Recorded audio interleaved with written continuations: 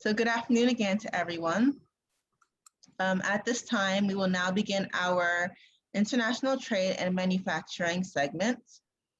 So for those of you here that are now joining us, this is a Q&A live. But before we begin, now a few opening remarks from our regional director, Dr. Tendai Ndoro.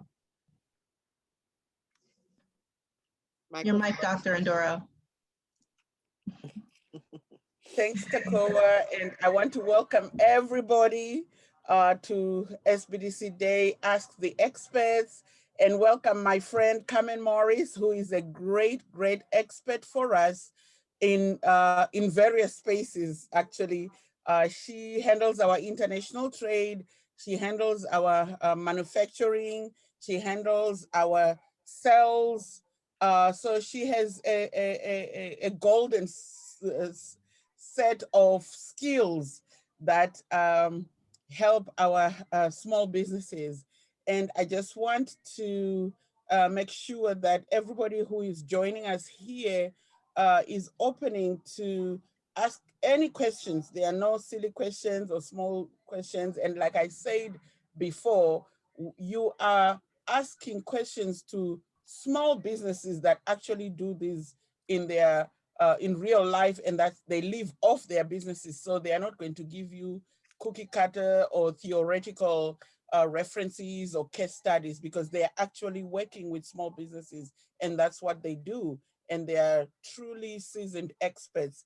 And I want to give it back to our moderator, Tekoa, so that she can introduce our speaker. Thank you, Dr. Ndoro. So similarly to our previous segments, we will be taking questions via the Q&A feature here on Zoom. You can also raise your hand, and the button is located next to the chat icon, and we will allow you to use your microphone to ask your questions, or you can just put it into the chat. And for those of you that are streaming via Facebook, you can also ask your questions there as well, and we will have our expert here answer. So again, the segment is called International Trade and Manufacturing, and we do have our expert here today to answer your questions, Carmen Morris.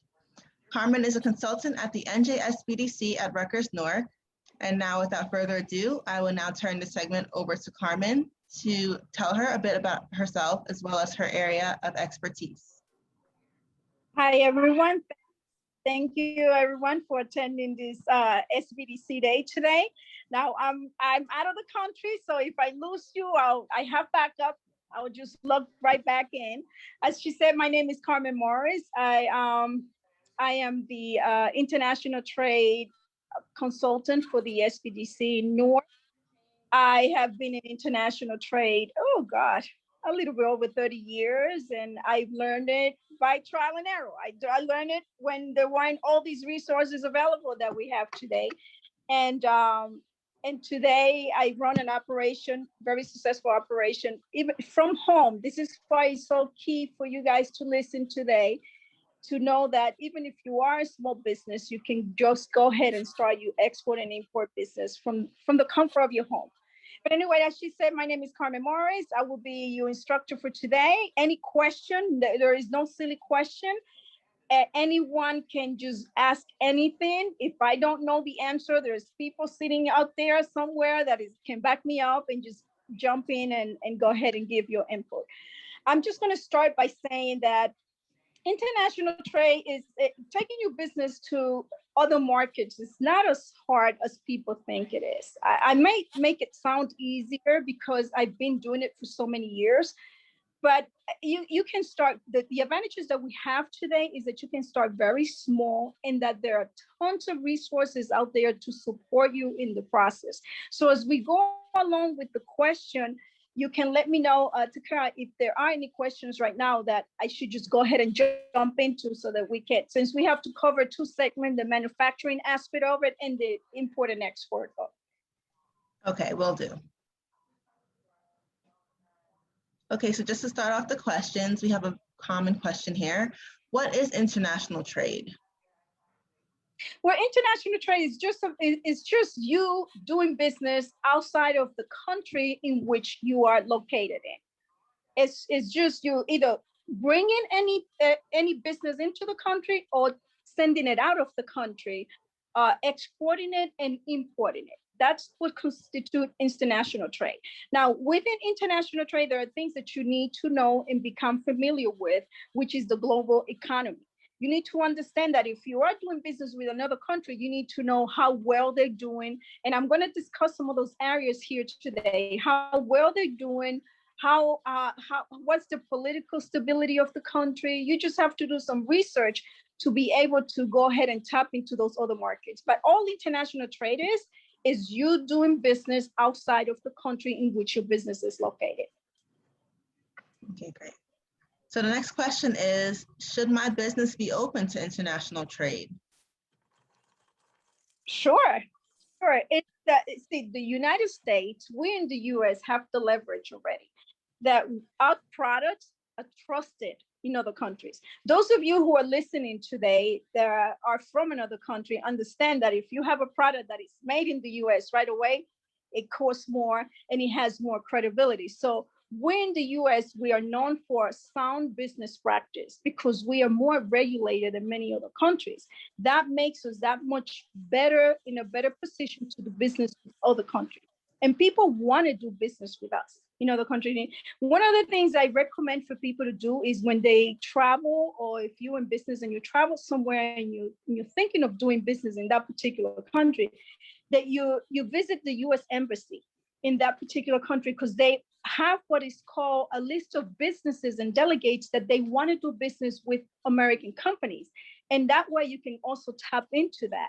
But it is very simple for any small business to go ahead and say, yes, let me just try this. No matter how small you can start, I say that this is one way for you to go ahead and make that decision right now. Right now, let me just tell you something. Right now, there is not a better time, because we are doing everything literally virtually. There is not a better time to start getting your business ready to tap into other markets than the time in which we are living in today. Okay, so our next question is, what is customs and what is its role in international trade?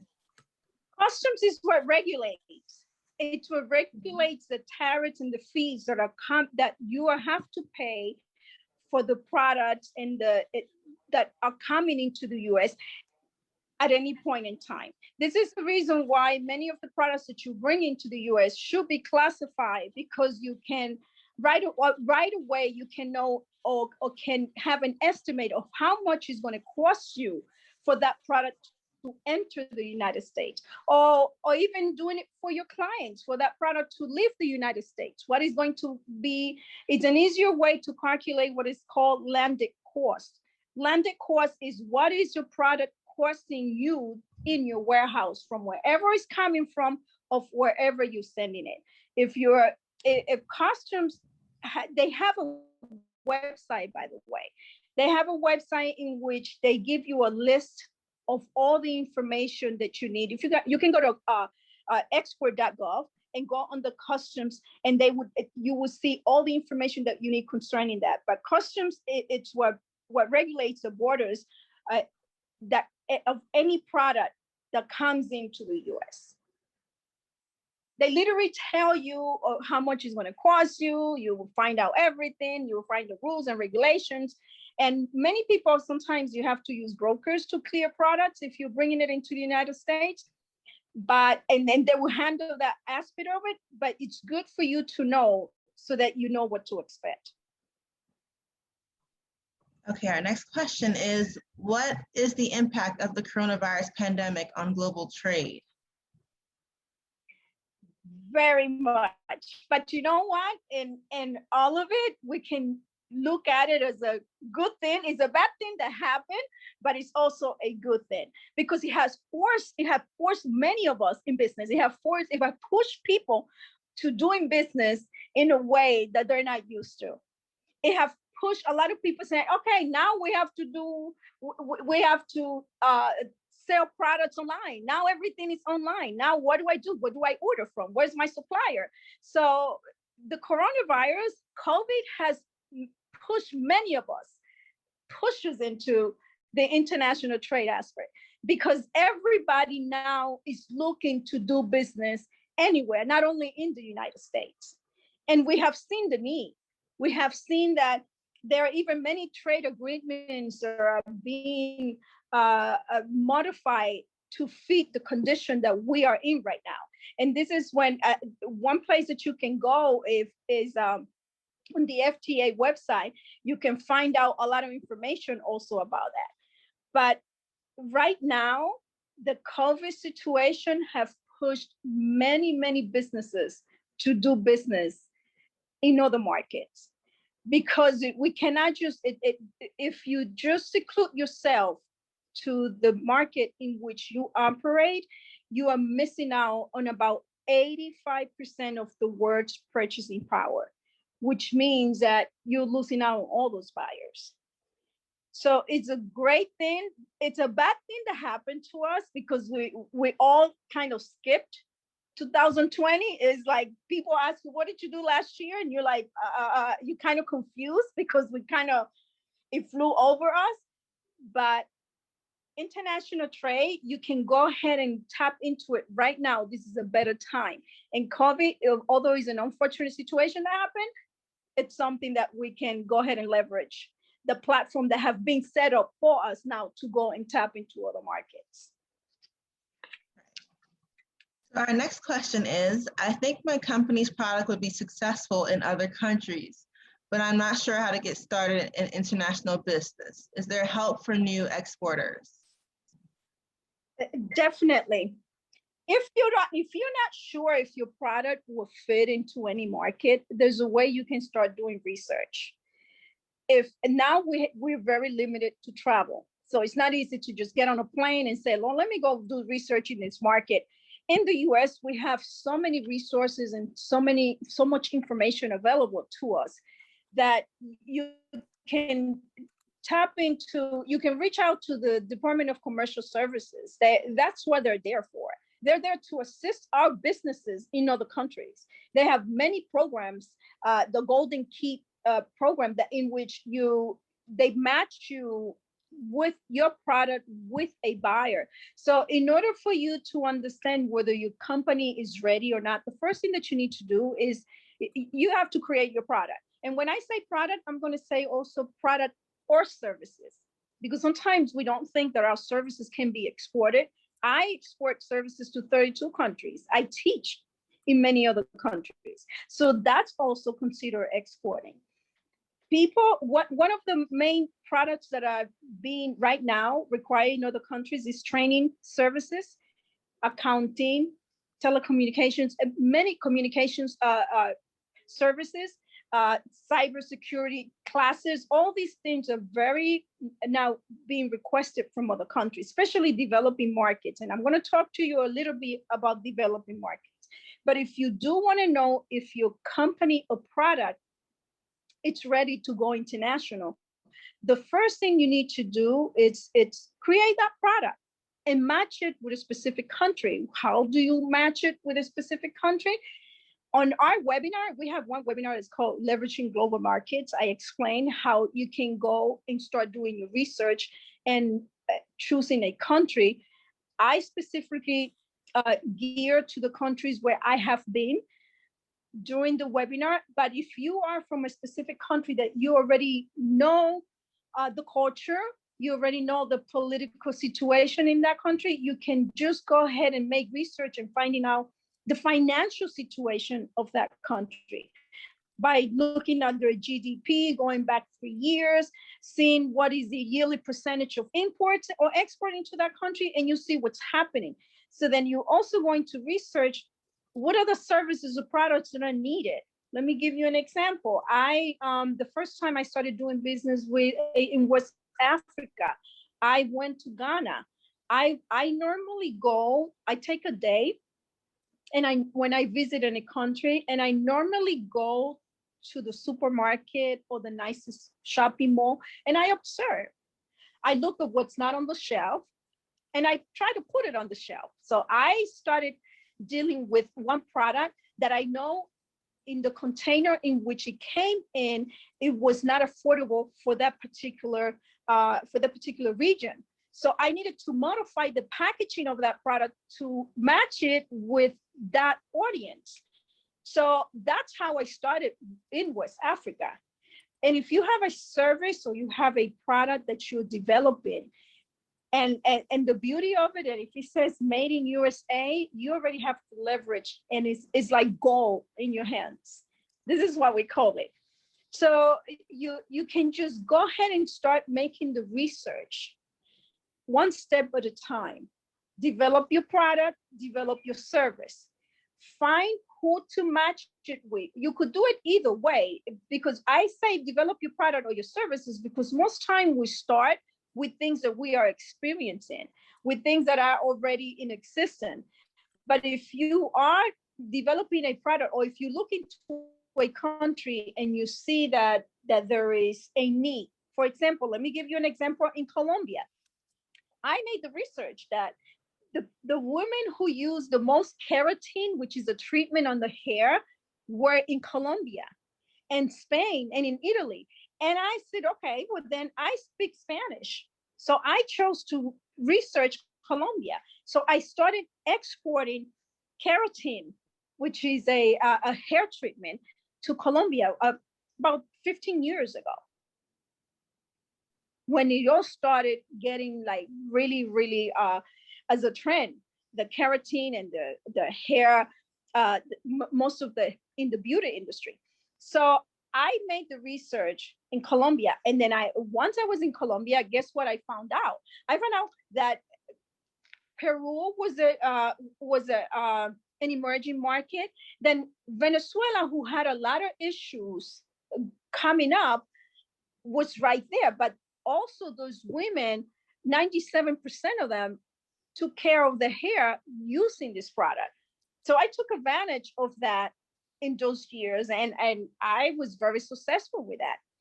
And then I started finding other products, and I did very well in that region with beauty products. So I say all this, and I tell you the story so that you can know that you may just start with something that you already know or you already use, and find who manufactures it, and then you can just go ahead and ship it, or you can develop the product yourself or the service and match it with a specific country depending on the need. And all that information, the good thing about it is that all that information in the US is available to us. Outside of the US, it's not.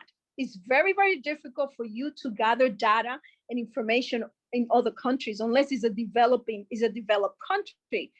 For instance, now the Department of Commercial Services also offers you reports that you can purchase from them if you're doing your research. So you can contact them and see where to get started with your product or service today. Okay, and we do have a question in the Q&A feature from Dare. I hope I wasn't too long on that question. No, it was great. It was great. We have a question from Dare, and they're asking, does this mean if I'm in South America and I want to import fruit and other produce, I can easily connect with suppliers by visiting the America Embassy in that country? Are you a citizen? Are you in did the person say if I'm in South America? No, they didn't say. Well, it seems like it was a just a question. Let me see. Okay, now okay. Anything that is agriculture needs a license. Okay, you first need to understand that. Anything that is within agriculture, you need a license. And it's not that it's difficult to obtain, but you need to first register that particular product in that country where you want to export or import. And all that information is available to you at export.gov. So you can go to export.gov and get that information. If only certain products need a license, not everything needs a license. Like software, manufacturers, pharmaceuticals, and agricultures, all those things need a license to be exported. And actually, Dare responded that I'm a U.S. citizen. Okay, so then go to the embassy, get in contact with commercial services. First, make sure that you have the product. And what is it? Is it bananas? Is it lemon? I'm right now somewhere doing a deal on lemons. So so is it lemons? Is it bananas? Is it plantains? Whatever it is that you are exporting to another country. Listen, the beauty of it is sometimes I could be in the US. I don't even see the product. I take the product from one country, put it in another country. And once you become familiar with all the regulations and everything, then it's a very simple process. But yes, you can. Thank you, Carmen. Our next question is, I want to get started in the skincare industry. Is it better to manufacture my own proprietary brand or private label someone's skincare product?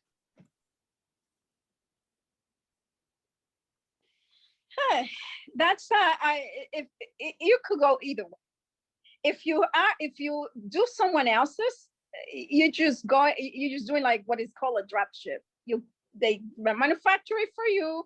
They pick it up from their warehouse, they ship it to your customers, and it has all your information. The client would never know. You have an agreement with whoever label you're representing, and that's it. It's a simple process.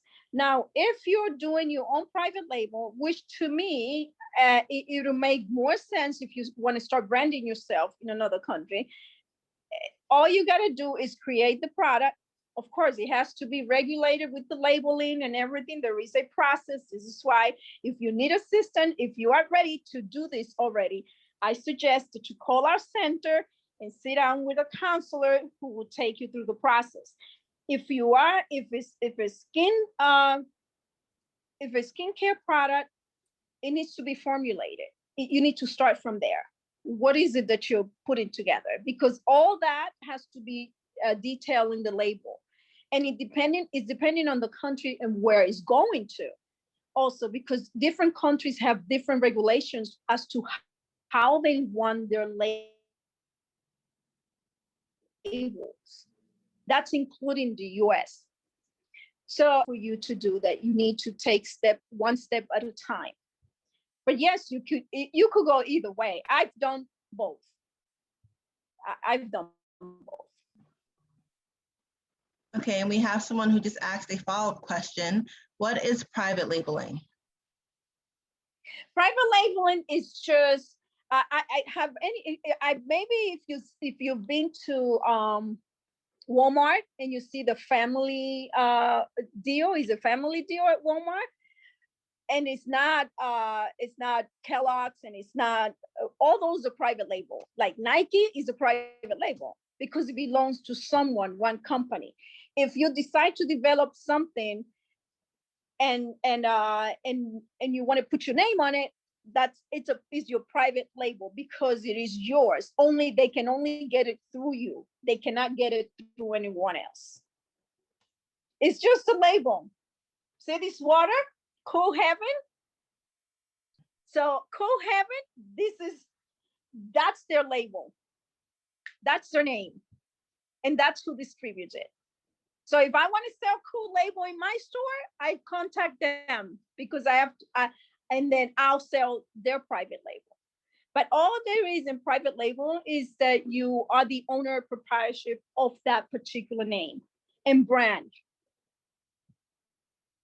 Our next question is from Robert. Robert is asking, is it an advantage doing business with India and Pakistan in regards to the current currency exchange rate in that country?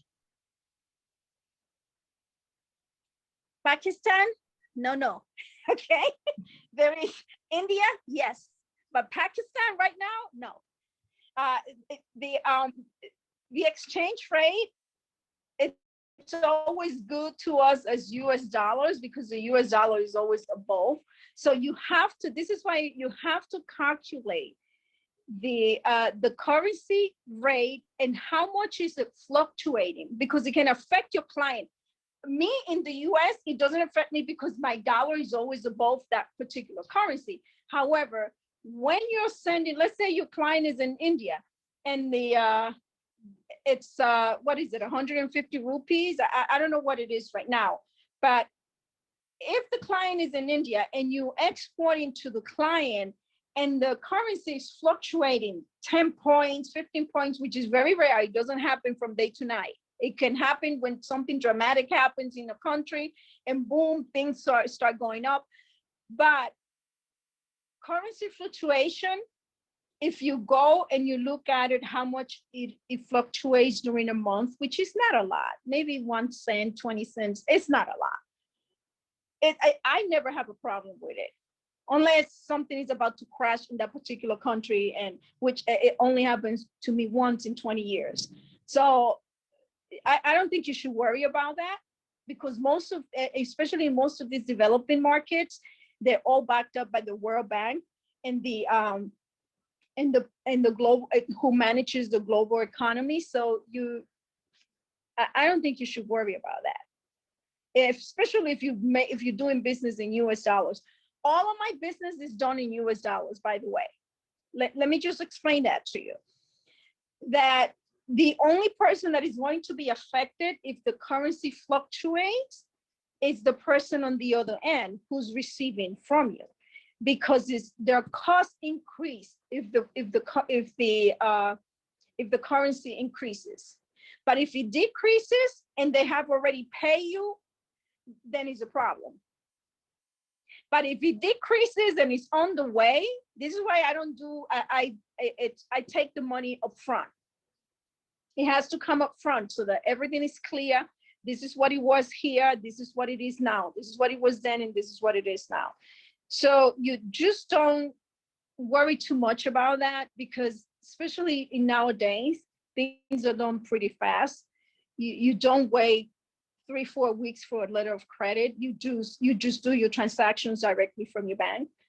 So I don't think you should worry too much about that, but you should study the currency of the country in which you are doing business, because if you're doing, let's say you're sourcing for one client and you're sourcing a product in Malaysia, and the product is going to Canada. So you need to understand in the transition what it can cost your client, so that you can tell them these are the chances that this particular deal may cost you this amount of money, or this container may, by the time it gets here, by the time the vessels gets from point A to point B, there may be some a little different, but it's never a lot. So you shouldn't worry. Things are happening pretty fast now. Okay, Dr. Endoro, you have your hand raised. Yes, and I just to add that when you're doing international trade, it cannot be arbitrary, because you might like to do business in a certain country, and the cost of doing business, exporting or importing from that country could be much higher. So one of the things that we recommend is follow US trade agreements with certain countries, because if they have a trade agreement, and I would say that don't listen sometimes to the hype of what they're saying about a country, because when it comes to international trade, they could be saying, for example, China is this, yet China, when you import from China, you pay less in customs duty on certain products because they have a trade agreement than, let's say, a country like India, that they say it's our friend, and they don't have any trade agreements in place with our government. So when you are looking at international trade, it's all business. You might do business with countries that are not our friends, but we have agreements in place. And at the end of the day, it costs you less. That's why doing your resource, talking to the Department of Commerce, talking to the embassies is very important to understand what is the trade agreement with those countries. You might not want to do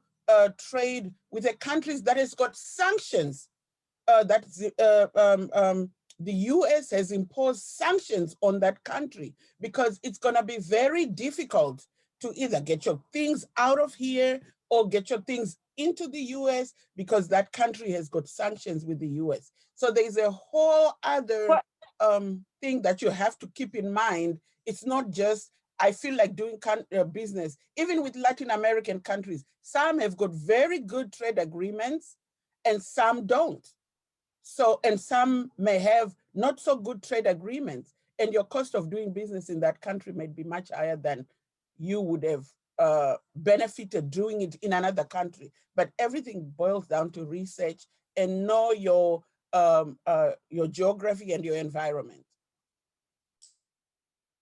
Let me just piggyback on that, Dr. Ndoro. Now that you mentioned in terms of trade agreement, you can go to the FDA and you can read many of the different trade agreements, but there are countries that you are not supposed to do business with at all. These are there's a list to come out on Mondays, and this is strictly your responsibility. You will be banned from exporting or importing forever. There is no excuse. If these countries have if they have an embargo, if these countries are not, we call it the red list in the industry. So if these countries are on this list, it is strictly your responsibility to go check that you're not doing business with. It happened to me with a shipment that was going to the Netherlands. From the Netherlands, the person was sending it to Iran. At that point, we couldn't do business with Iran. So I got the phone call, but I got the phone call earlier because my broker said, hey, somebody's requesting entrance of the keratin that is on the label, the private label, to the Netherlands. And then somebody is requesting to Iran. And I had to make sure that I gave my declaration and everything before it happened. Had that happened, that was my responsibility because it was a half of a container that went somewhere, but it was being diverted. So you have to make sure that in your contract, if you are doing a private label or if you're shipping a container to one of these other countries, that you specify and stipulate in the contract that this shipment is strictly to be used or to be or not to be used in certain countries. So you need to stipulate it. After that, I learned. So this is something that is strictly your responsibility. You cannot say I didn't know, because no one comes and tell you, hey, this is what the list changed. You cannot do business with Venezuela or Colombia, whatever the country is anymore. As the countries come on that list, you have to find out. Okay, and we have a question from Divine. Divine is asking, I am from Ghana. What products would you suggest I start with? Oh my God, there is so much needed in Ghana. I've sold a lot of hair products in Ghana. I've sold feminine hygiene in Ghana, which is one of the packagings that I had to reproduce. I cannot tell you a specific product because you will have to go ahead and make that research. And if you're from there, look, I have a client in the US, which is something like very, very interesting. We have a client in the United States that has never been to West Africa and is dominating. And as a matter of fact, he's a client from the SBDC that has never been to West Africa and is dominating that area of West Africa, Nigeria, Togo, Ghana, all down the line. And that person has never even been to Africa and even has an operation there with a factory producing products. And guess what products they're producing? The fufu, Gary, all of the different products that are sold in the different supermarkets. And you even get those products in the US also as well. But you do your research. If you are from there, wonderful. Then you should know before you travel to the United States, what were things that you desire when you were there? Start thinking in that line. Are you going to cater to women? Are you going to, is it men?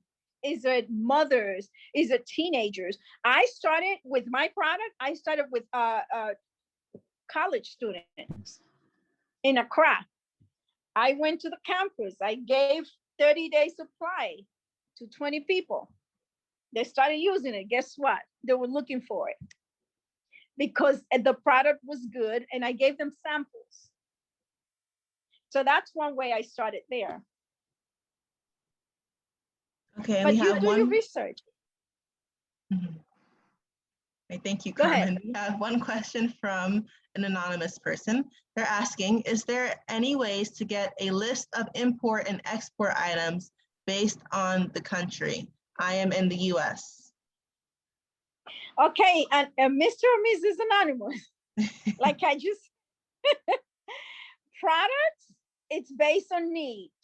Research, what country, it depends on the country that you want to export to. One good point of reference and one tip that I can give you is to see what is trending, research what is coming in and out of that country on a yearly basis. Where is it gearing to?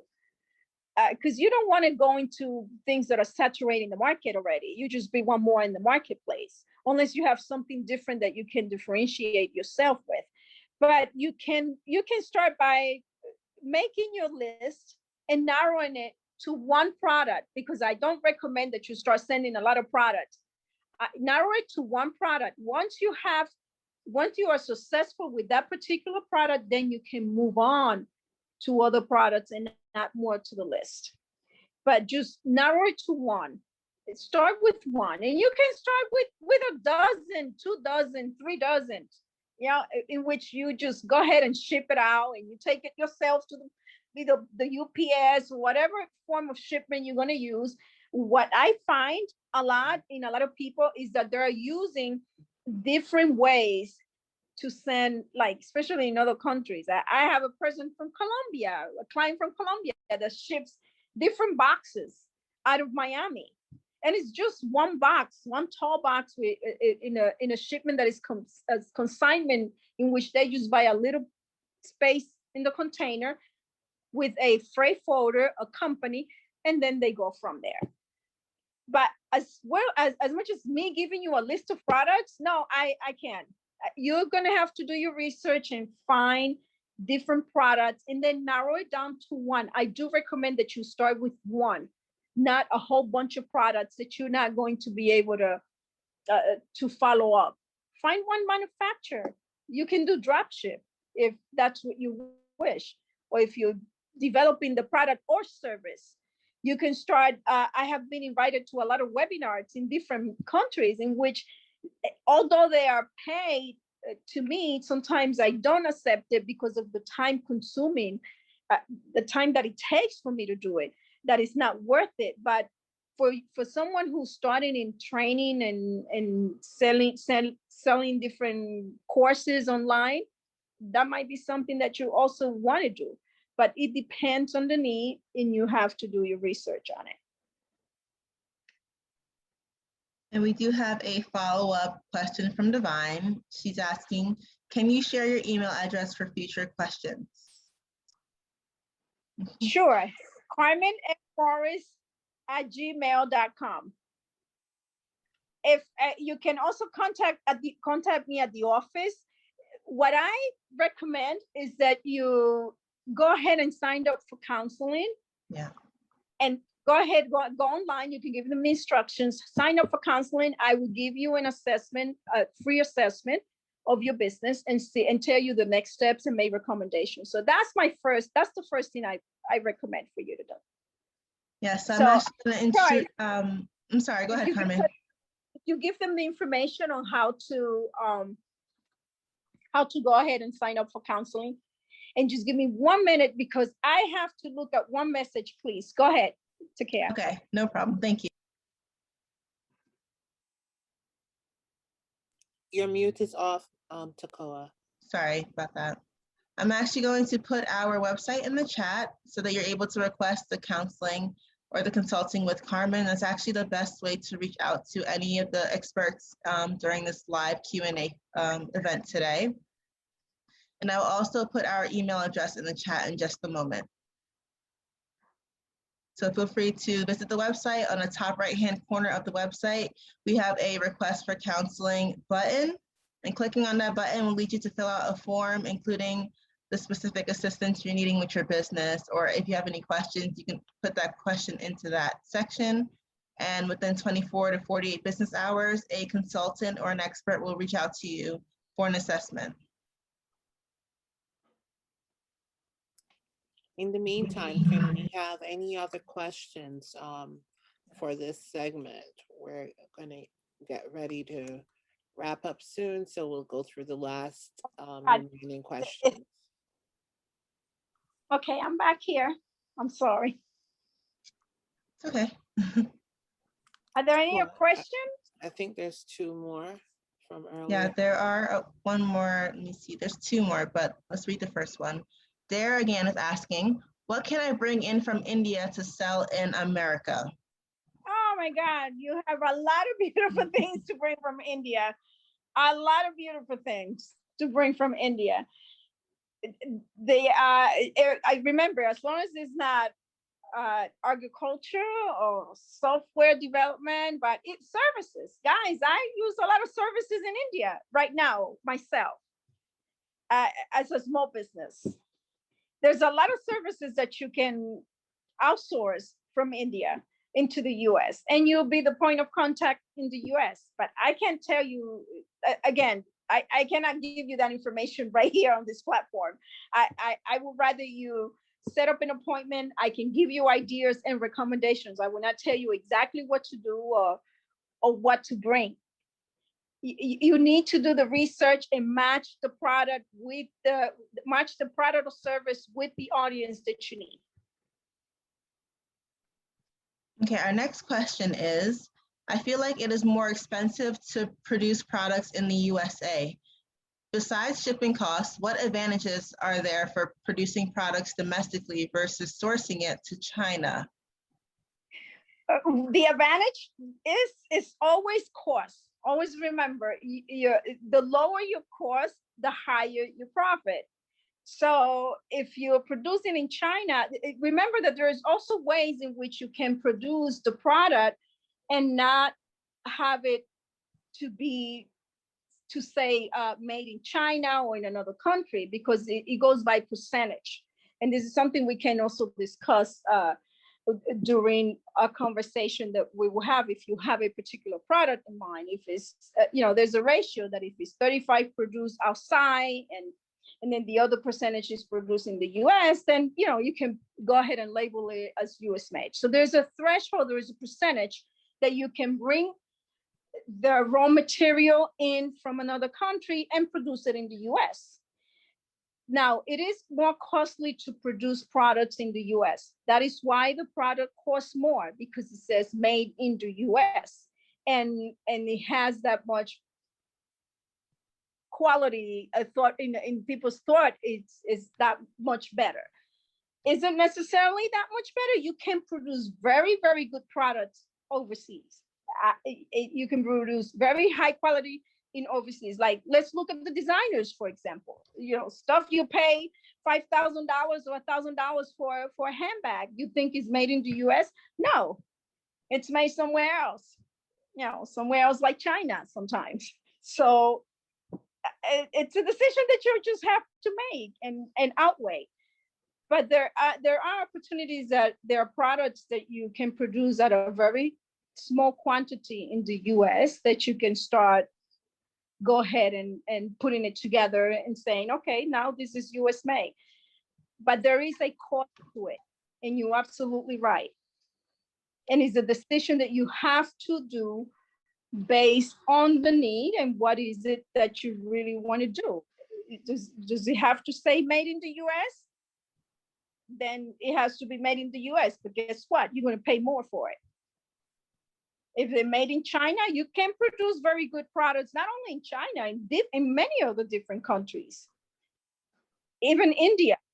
But then you have to calculate and count in and factor in the cost of transportation that you're going to have to add to that product. Because if you're making a product that is $10 in the US and it's $15, let's say in India, but by the time he's landed, no, let's say it's $10 in the US and it's $5 in India, but by the time you have your landed price from India, is going to cost you $15 of landed price, then it doesn't make sense. Then it makes sense for you to make it in the US, and you have to leverage over US made product and maybe a better quality also as well.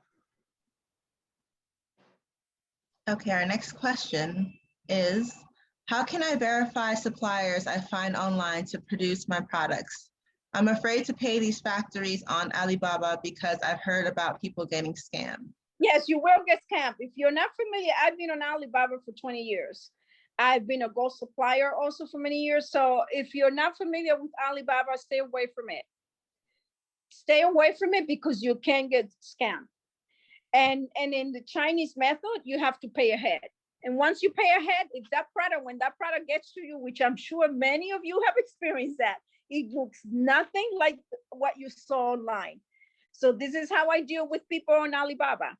It has to be a verified gold supplier. If not, you don't do business with them. If it's a gold supplier, it's fine. And it has to be a gold supplier for more than 3 years for me to even do business with them.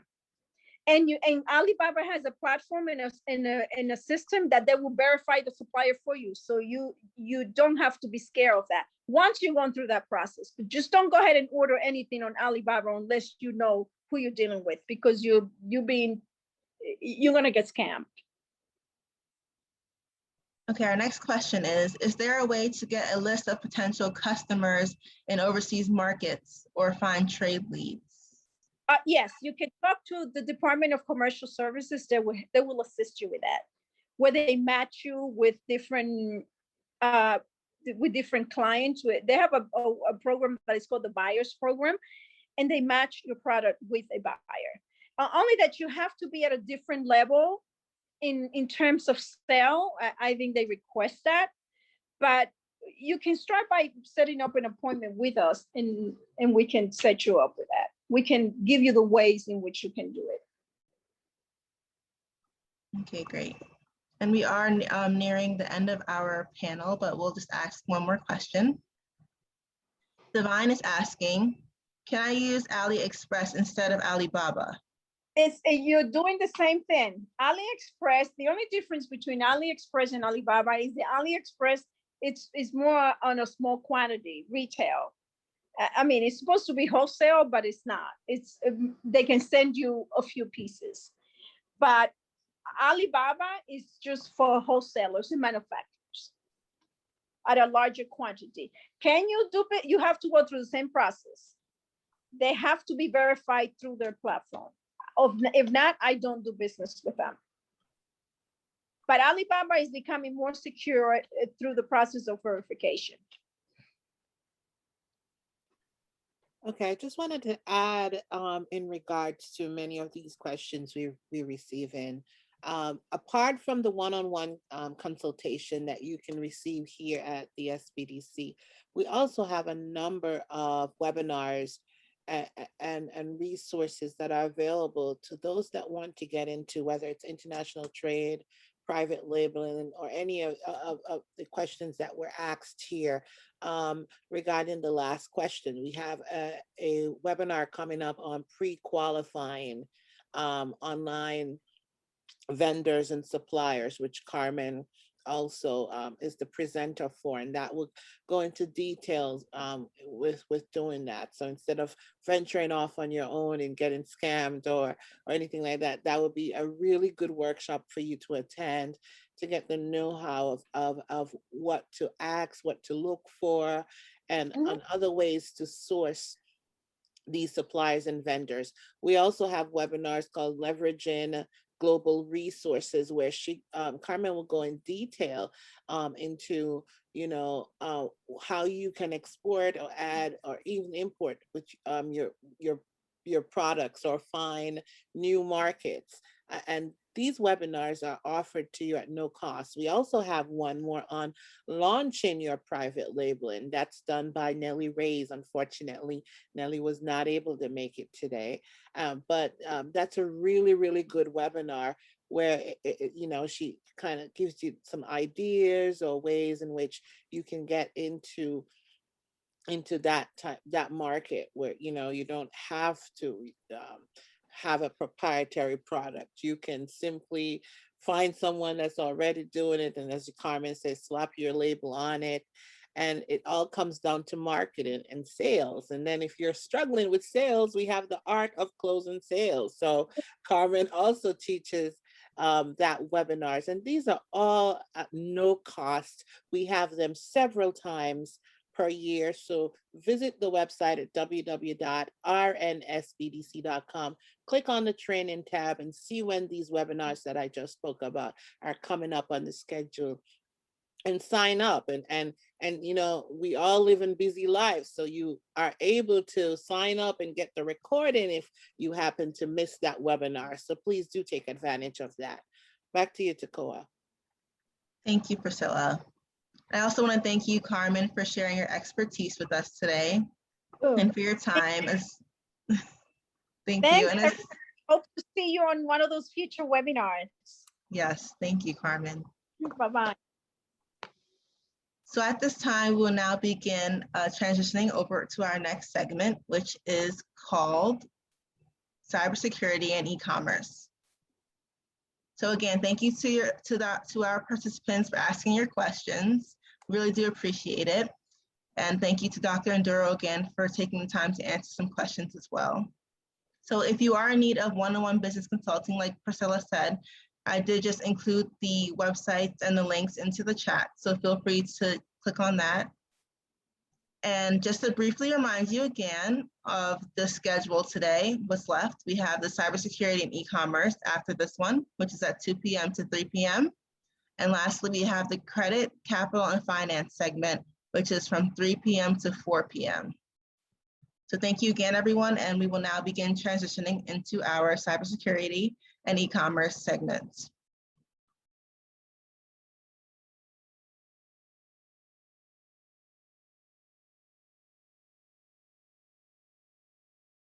Looking to expand your existing business?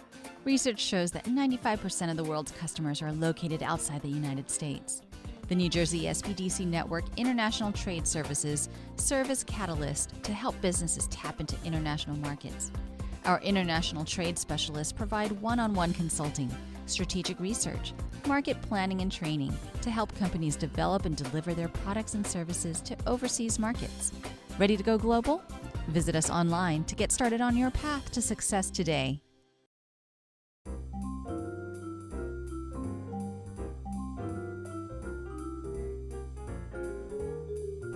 Hi everybody, my name's Holly Kaplansky and I'm thrilled to be here with all you terrific women business owners. I own the Minuteman Press in downtown Newark, and I've been in business there. I've owned that shop for about 13 years. I'm on the advisory board for the Rutgers University SBDC, which is a great organization. I want to talk about that a little bit if I may. The advantages of the SBDC for businesses are really amazing. And I think some of the group here can send people here, because I know people ask me all the time, well, where do I go? You know, I want to write a marketing plan. What do I do? And this is the place that they really should come. Holly was our Success Award winner. And in her case, she is an exemplary advocate for other small businesses, and she's so involved, etc. So the SBDC offers amazing training courses, everything from how to do a marketing and a business plan, right on through to financial analysis and QuickBooks. Another advantage of the SBDC is you have the opportunity to meet people, network with other businesses, which is really invaluable because you can learn a lot that way. They have WEN breakfasts, which are women entrepreneurs, and you can hear the story of amazing women business owners, what they've done, what's worked, what hasn't worked. And all of this is at little or no cost to businesses, so it really is a terrific program. I've been through many of the training sessions and I've really learned a lot. It's truly helped my business grow. So it's my privilege to be out in the community talking to business owners about all the advantages of being associated with the SBDC.